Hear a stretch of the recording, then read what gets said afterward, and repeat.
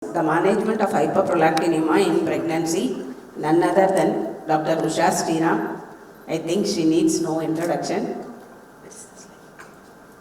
Dr. Usha Sriram, Senior Consultant Endocrinologist. What, madam, so simple your CV is. I have another slide, it's coming up. Sorry, I just have to say, I want to thank Dr. Usha and Dr. Murthy. They are our stalwarts. I think all of you are familiar with them. Without their presence, we wouldn't have an Endocrine Society of Tamil Nadu. And I want to take this opportunity to thank both of you. And of course, other senior members also, but both of you are on the dais and I wanted to do that. Thank you, Jayashree, and thank you, Dr. Sampath Kumari. But I want to say something. When I see Jayashree and Kumaravel and Muthu Kumar and Bharat and everybody, I actually feel like a very proud mom standing here. You've done amazingly well. Thank you so much. So this is actually my introduction. Proud to be a graduate of, but you can read it if you want. Graduate of Madras Medical College, Diploma of American Board of Internal Medicine and Endocrinology, Diabetes and Metabolism, Director of TAG VHS Endocrinology and Diabetes Department, Director of VHS Type 1 Diabetes Center, Founder of Divas, a non-profit for prevention and care of diabetes and NCDs in girls and women, Vice President of ISBMR, Special Interest in Women's Health, Gestational Diabetes and Medical Ethics. Thank you. Back to you. Thank you so much. So, my presentation is on how to manage prolactinomas in pregnancy. I just want to begin my presentation with a little introduction to, prolactin and prolactinomas. So, the goals of therapy when you're taking care of somebody with a prolactinoma in pregnancy is, so women with microadenomas, you want to lower the serum prolactin into the normal range to allow for spontaneous ovulation. In women with macroadenomas, we want to administer dopamine agonists or even perform transsphenoidal surgery to decrease the adenoma size before attempting to conceive. But we also know that dopamine agonists are supremely wonderful in terms of both decreasing tumor size and in bringing down prolactin levels and inducing ovulation and fertility. But during pregnancy, we want to monitor therapy for possible tumor growth that may affect visual function, and this alone should be treated with dopamine agonists, if necessary surgery occasionally, only in second trimester, or in early delivery if the pregnancy is quite advanced. So as always, I like to begin with a real patient. Swati, who is 29 years old, and her husband Rajesh seek the help of Dr. Niveda, a well-known OBGYN, regarding her amenorrhea of 2-month duration. And Swati has been married for 2 years and 8 months, and during this entire time, she was on birth control pills. And when they decided to start a family, she went off the birth control pills for 2 months, but did not menstruate. Much to her disappointment, she's told that she's not pregnant and that she needs to undergo further tests. So when they did the further testing, what they found was her prolactin level was 230, clearly very, very high from the upper limit of normal, which is around 30, and FSH of 3.6, a TSH of 1.8, and then a good physician, they sent her for an MRI, and the MRI of the brain showed a pituitary microadenoma 0.9 by 0.7 centimeters. An endocrinology consultation is obtained. And why I make this point about endocrinology consultation, and though I love my neurosurgery consultants, is that patients should be referred to the endocrinologist and not to the neurosurgeon. And the reason for that is, first, it puts that incredible fear in patients' minds that they are sitting on some brain tumor. Though pituitary is part of the brain, this is not a brain tumor in that respect. So they think they have a brain tumor, and then there may be some discussions about surgery, and all of those things induce tremendous panic in the minds of patients. So I think they need to go to an endocrinologist. So very quickly about pituitary prolactin physiology. As you can see there, the prolactin itself was discovered in 1930 by Oscar Riddle, and this was in animals. And it's a peptide hormone, and there are many different types of prolactin which can have much clinical significance. There's a little prolactin, which is the predominant form, It has a molecular weight of approximately 22 kilodaltons. There is a big prolactin and also a big prolactin, which sometimes is really significant because we may see someone with an elevated prolactin level having normal menstruation, no galactorrhea, and this is what we call, they may have a macroprolactinemia, and we may have to do nothing for those patients. So just because we see an elevated prolactin doesn't mean we immediately have to jump and treat.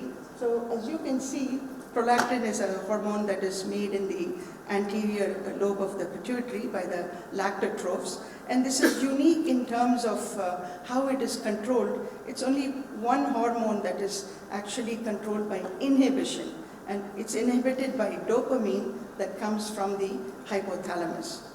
It is, of course, stimulated by a couple of things. One is TRH, which is thyrotropin releasing hormone, and this explains why in hypothyroidism you can see hyperprolactinemia. It is also stimulated by vasoactive intestinal polypeptide, and dopamine is the principal inhibitory substance of prolactin control. So this comes through the hypothalamo-hypophyseal portal circulation down to the anterior pituitary, and then it controls it. And then of course we know the primary purpose of that is to prepare the breast for lactation and to help with lactation.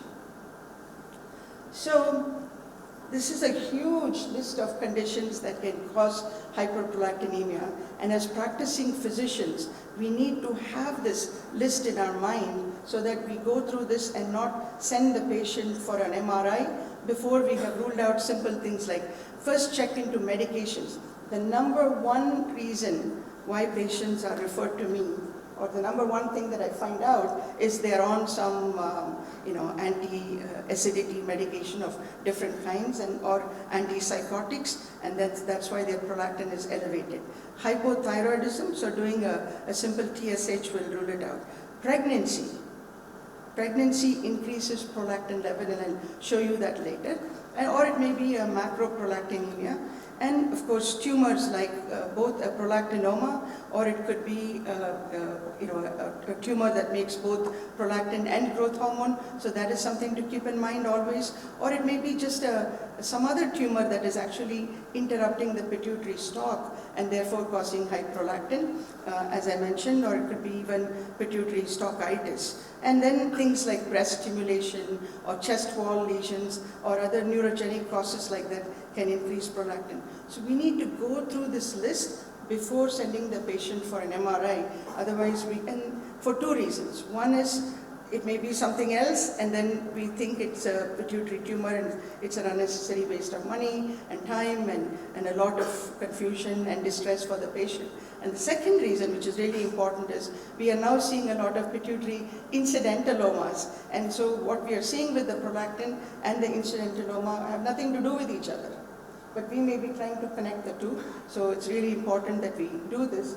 So just as you can see, hypothyroidism can be a cause, neurogenic causes, pregnancy is a cause, and then renal failure, hepatic insufficiency because of elimination causes. So keep all this in mind before.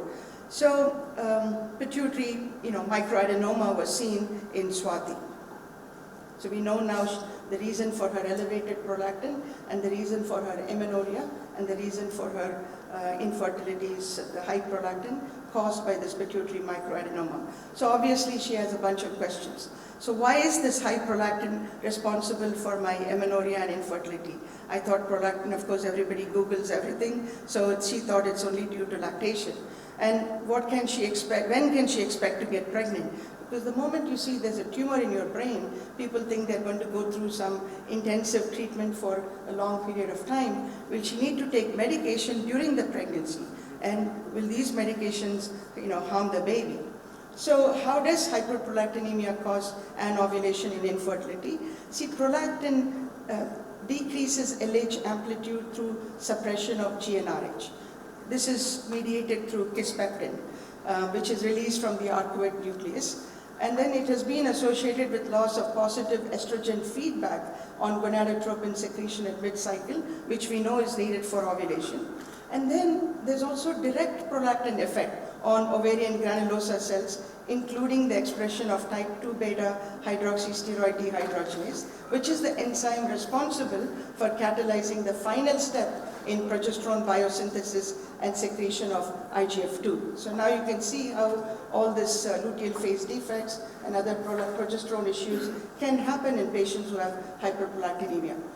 So although at low levels prolactin is necessary for progesterone production in granulosa cell, at hyperprolactinemic levels it actually inhibits progesterone production.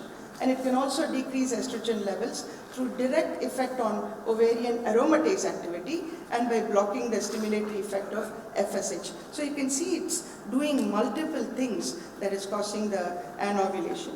And short luteal phase is the first evidence of interference in the normal cycle by hyperprolactinemia in women. So, sorry about the typo. And transient hyperprolactinemia lasting for 1 to 2 days during the cycle has been shown in some infertile women, and such women may respond to dopamine agonists with increased progesterone during the luteal phase and improved fertility. So this is why sometimes when we do introduce dopamine agonists, women may actually ovulate and get pregnant, or their pregnancy can actually continue. So when can she expect to get pregnant? So this correction of hyperprolactinemia with dopamine agonists restores ovulation in 90% of women or more with amenorrhea and ovulation. So we know that this is a successful treatment, and the effects can be seen as early as 2 to 3 months after initiation of therapy, to sometimes longer depending on prolactinoma size and levels of prolactin, etc. So just to show you, in women with hyperprolactinemic amenorrhea who have been treated with bromocriptine and cabergoline, so there's a rapid drop within a few weeks, and then it's kept down for a longer time. I just want to show you here that in terms of therapeutic efficacy, therapeutic ratio, cabergoline seems to be superior to bromocriptine. It is also better tolerated than bromocriptine. So are dopamine agonists safe in pregnancy? Short answer, absolutely yes.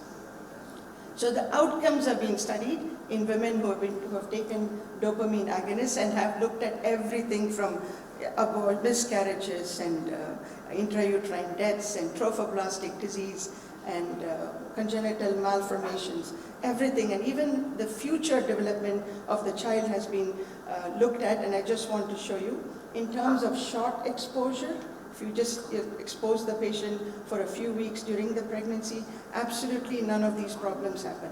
Even in women who have taken it throughout the pregnancy, only 2 patients, one with a talipes deformity and one with an undescended testes has been reported, and both of which can be seen even otherwise. So it is completely safe to take it.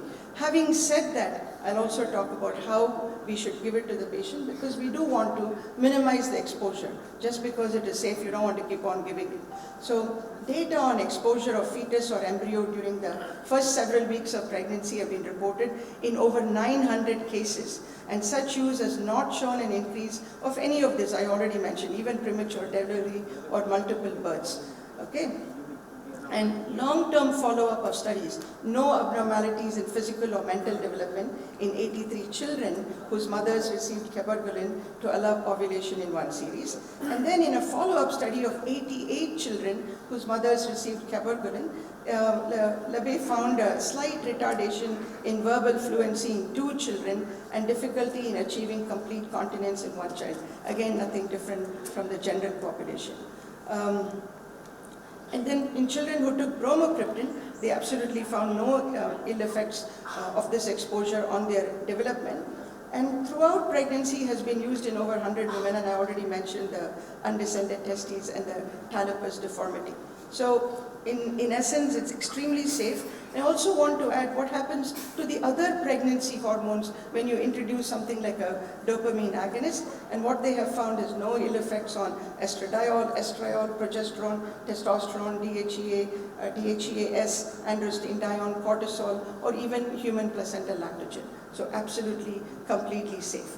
So now comes the management of Swati. She started on cabergoline 0.25 once a week, and then increased to 0.5 after 4 weeks because her prolactin had only decreased to 64 by that time.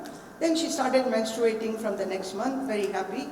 The couple were asked to use barrier contraception for about 3 months, because otherwise somebody who has no menstruation for the past few months, you initiate cabergoline or any of the dopamine agonists, you don't know when they've actually started menstruating, when they've started ovulating, and when they've become pregnant. And so to limit the exposure of the medications during pregnancy, you want to prescribe barrier contraception for about 3-4 months, and then they stop the barrier contraception and pregnancy can happen. And as soon as they miss the cycle, we can stop the medication. So she missed her cycle in a couple of months, and this time it was great news. Yes, indeed, she was pregnant. She met her endocrinologist, and her cabergoline was stopped. So what does cabergoline do to microprolactinomas? You can see what happened. The shrinkage of the microprolactinoma with cabergoline treatment. So this is not something that was done on this patient, because by now she's already pregnant and we don't want to be monitoring with an MRI. But just to show you how they can even shrink the tumor. And this again to show you the shrinkage of prolactinoma sizes when we use dopamine agonists. So in a microprolactinoma, you get significant tumor shrinkage in a majority of patients. Even in macroprolactinomas, and if you use cutoff of more than 5 millimeter reduction and less than 5 millimeter reduction, significant number of them show tumor reduction. Okay. So she returns now at 22 weeks and complains of a mild headache for the past 3 days. She already has a history of migraine prior to her pregnancy that had not worsened with contraceptive pills. So we know it's not this, maybe not estrogen-induced migraine. She's concerned about her tumor growing and therefore getting a headache. Should she check the prolactin? Should do an MRI? Should we restart the dopamine agonist? Should we consider surgery? I mean, she is really distressed because we have told her, if you have a headache, you come back to us. It could be an increase in tumor size. And so that's why she's panicking now. So what happens during pregnancy? Microadenoma, only 2.4% of them grow. Macroadenoma, if it is contained intracellular, I'm sorry, it's been switched. If it is intracellular, it's only about 4.8%, and if there's supracellular extension, paracellular, or big tumors before, or giant prolactinomas, it can be as much as 21 to 25%. So it's the macroadenomas that we need to worry about. So should we be monitoring prolactin levels? Absolutely no, because prolactin levels go up during pregnancy, normal pregnancy. And tumor size may increase without rise in prolactin level. Prolactin levels may rise without tumor enlargement. So all the way, we don't need to do prolactin levels. Don't waste the patient's money. So what about if the patient has a macroadenoma? What will happen to that tumor? And we know typically when we treat them with the dopamine agonist, the size does respond, as you can see, better in this particular scan. But also doing a MRI in a patient with a microadenoma or even in a macroadenoma with just a 2-day history of mild headache, and I'll tell you why. Pituitary volume goes up even in a normal pregnancy. So that again has to be kept in mind in our patients. So do not refer the patient back to a neurosurgeon right away, because as this cartoon shows, always medical management is most important, and we reserve surgical management only for those patients in second trimester who have either vision compromising, tumor enlargement, or some significant complications. So visual testing and MRI scanning should be carried out only in patients who develop symptoms and when intervention may be indicated. So it's really important that we empower our patients with the information that if you have a new headache, severe headache, a headache that persists, a kind of a sick, different headache from your previous migraine or whatever headaches you've had, please come and report to us right away. And there are no data documenting harm to the developing fetus, either for MRI scan or for gadolinium. However, in the face of symptoms of headaches that may be non-specific, it is important to document a significant increase in tumor size before instituting an intervention, such as reinitiating dopamine therapy. If the headache is sudden, it may be caused by pituitary apoplexy, which has happened in my practice twice, which may require an entirely different management course, including hormone replacement if there is sudden onset of hypopituitarism. And then, of course, MRI will help us to distinguish between hemorrhage versus simple tumor enlargement. So what do we do when the tumor is enlarging?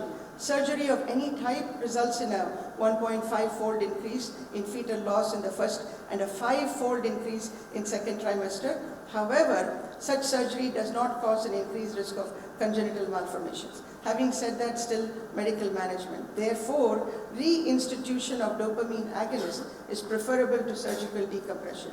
But use of dopamine agonist should be carefully monitored, and surgery or delivery, if the pregnancy is sufficiently advanced, should be performed if there is no response to the dopamine agonist or there is worsening of the vision. So, how often should we do the visual field testing? In a patient with microadenoma, you don't have to do anything. Just ask them to come back to you if they have headaches or if they have some unusual symptoms.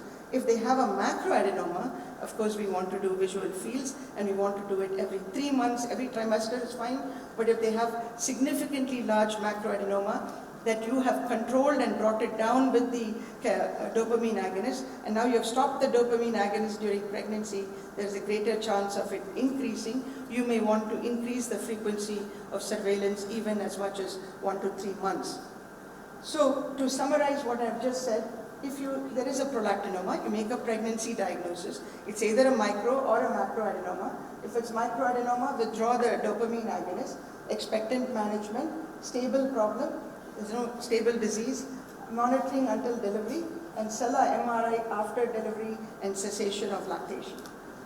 If it's a macroadenoma also, ideally you should withdraw the cabergoline, except in a few situations, and continuation of dopamine agonist throughout the pregnancy has also been done by some. I'll show you. So close follow-up, visual field every trimester. Visual and neurological symptoms of compression are there in either one, micro or macro, because even in micro it can be 2.4%. You want to do a SELA MRI, and if you see a tumor growth, you restart the dopamine agonist, and then you consider other things like surgery if the patient do not respond. So you just see that caveat over there, macroadenoma with suprasellar extension close to the optic chiasm, a short period of treatment before conception. Obviously, with the patient's, it should be a shared decision making that you can continue the cabergoline. So, but what do specialists do? In this study from Canada, discontinuation of the dopamine agonist when pregnancy was diagnosed was done for 94% of the patients with micro, but only 65% of patients with macroadenomas, and only 18% of those with large macroadenomas.